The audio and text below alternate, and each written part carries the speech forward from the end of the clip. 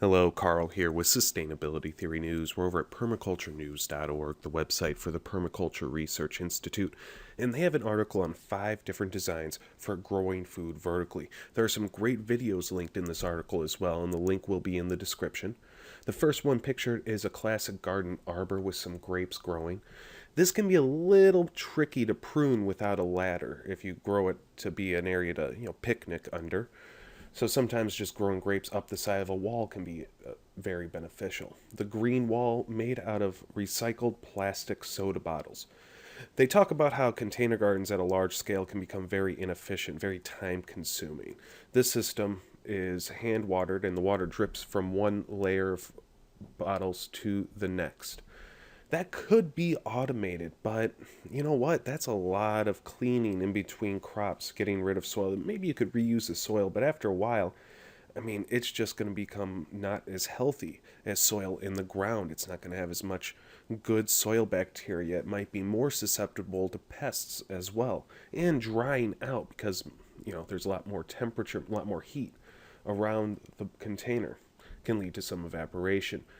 All right, we got a hydroponic system. This is most likely a nutrient film technique, but there's many different names. Basically, you just have nutrient-rich water pouring in the top, and then gravity does the rest.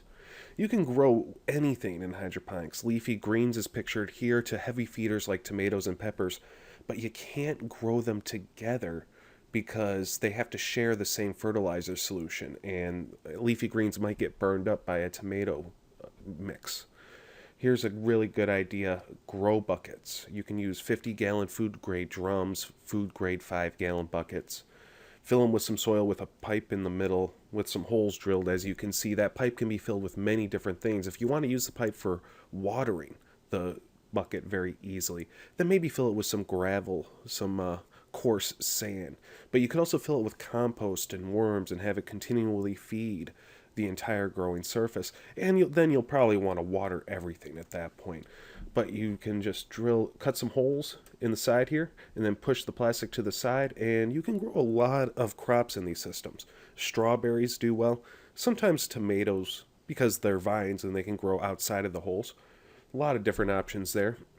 They have trellises and arbors, just training plants to grow up walls, self-explanatory. And lastly, the food forest, a vertical layered system. So you got ground cover and mushrooms at the ground level. Then you got vines and shrubs that grow up the trees that produce all sorts of fruits and nuts for you. So you have multiple layers of food growing, multi-story farming. Of course, there is a lot more information in this article, so I'm going to link to it in the description. And if you'd like to see more news headlines like this, subscribe to my channel. Have a great day.